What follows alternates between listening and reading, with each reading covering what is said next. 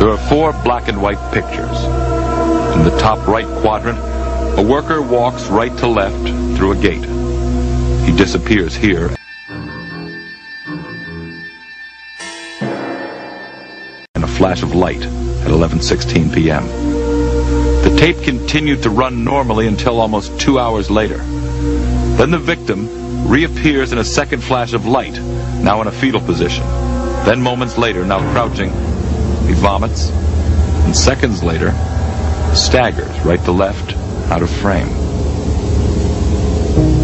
The footage was copied from a surveillance system.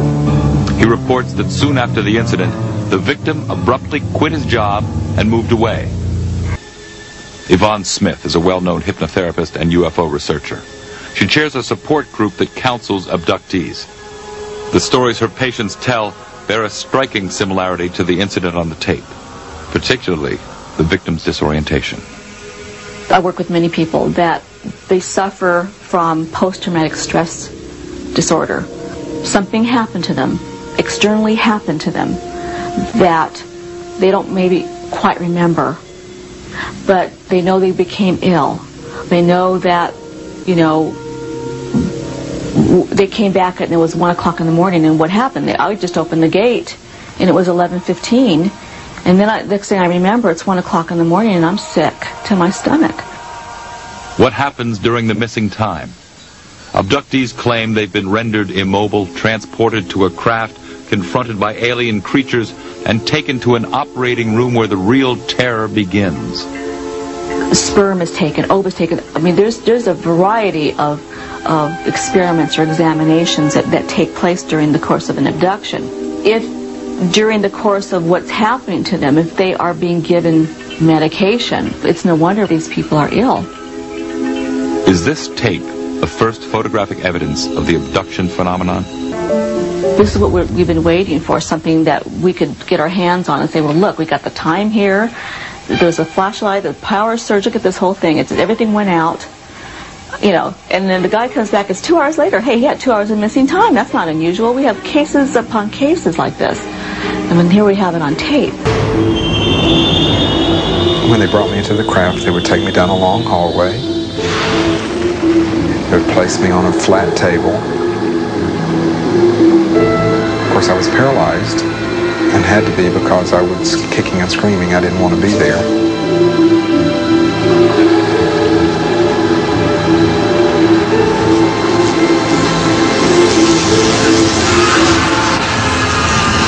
The experiments on the table included a sperm extraction.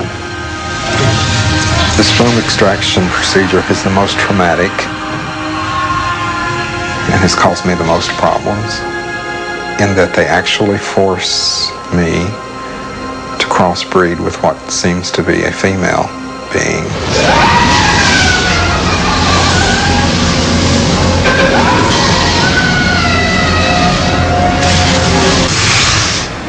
I was taken aboard the craft, placed on a table. I was presented with a baby, was told, "This is your child."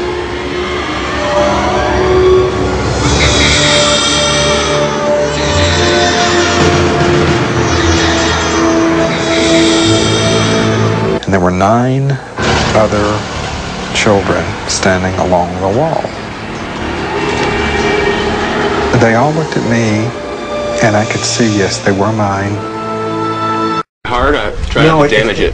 No, it's slippery. I've got it here. See it? Yeah, that's definitely solid.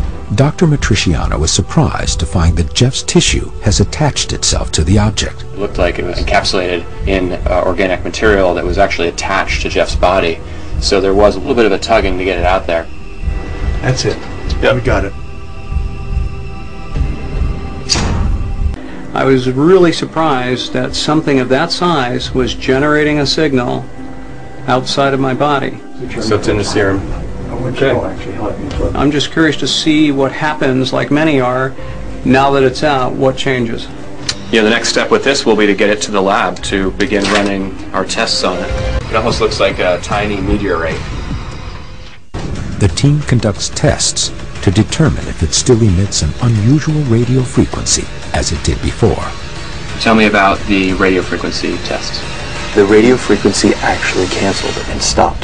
The implant is no longer emitting a signal. Whether or not it's been turned off or been told not to work anymore or been grounded out, the frequencies of this type of object means there's much more implication to the object than what meets the eye. Can you show me the... Yep. Okay, there it is.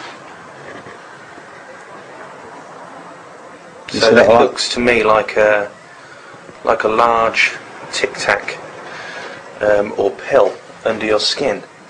What exactly is it made of? Do you know? I've no idea. I've no idea what it's from, but it's hard. It gives readings at scanners on, you know, tills and stuff like that. Frequency? Yeah. And also... On tills? Yeah, you know the laser scanners. What you come up... No, it just sends them a little bit strange, and they send up sort of like ring up the wrong prices on things for other people. You've never ever wanted to take that out? Well, my brother has always said to me that he'd like to take it out with a knife. Can I touch it? Yeah, you can touch it, yeah. Well, I'll get it up to a bit more. That's weird, man. Yeah. It feels a little bit... it feels a little bit like a cod liver oil capsule. Yeah. Hang on, the thing is, change the setting on this camera. He's actually in a position where I've read up over the past years where these things are implanted. They're either done in the neck, the forearms, and sort of like in the lower, up the nose. But it's not unusual to have these things on the forearms. And you've had that since you were 13 years old? Yeah.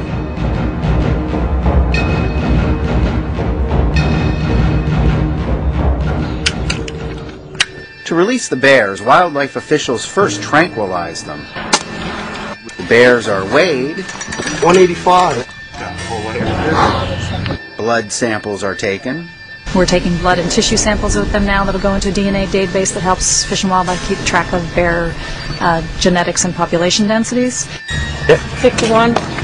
Measured. 61. Tattooed. Their ears are tagged. All to keep track of them. These bears will ultimately grow to be about 500 pounds, but they are ready to go back into the wild now. The still sedated bears are loaded into a cage on a truck. Then they are driven deep into the New Jersey woods. Here they are let go, but it's not so easy. The bears are still woozy from the tranquilizers. Seconds later, staggers right to left, out of frame. But they wander off into their new lives in the woods, where they will feast on plants, mate with other bears,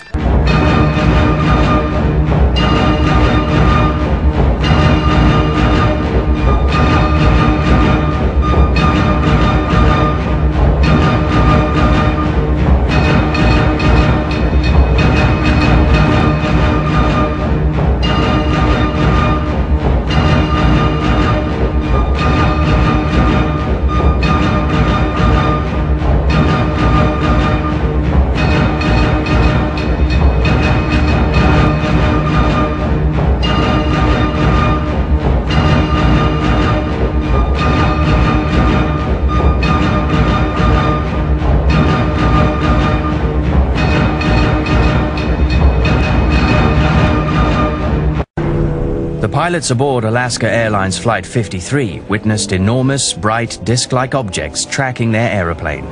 Ground control stated that no object was visible on radar, but it was the speed of the UFO craft that alarmed the pilots. Ahead, just underneath our radar, picked up a blip. He's moving about a mile a second. Just pull out straight ahead of us and just disappear. Man, he was there and then he was gone. If you're a pilot and you report a UFO sighting to the FAA, you might as well turn in your license the next day. The FAA, the military, even civilian authorities don't want to know about UFOs.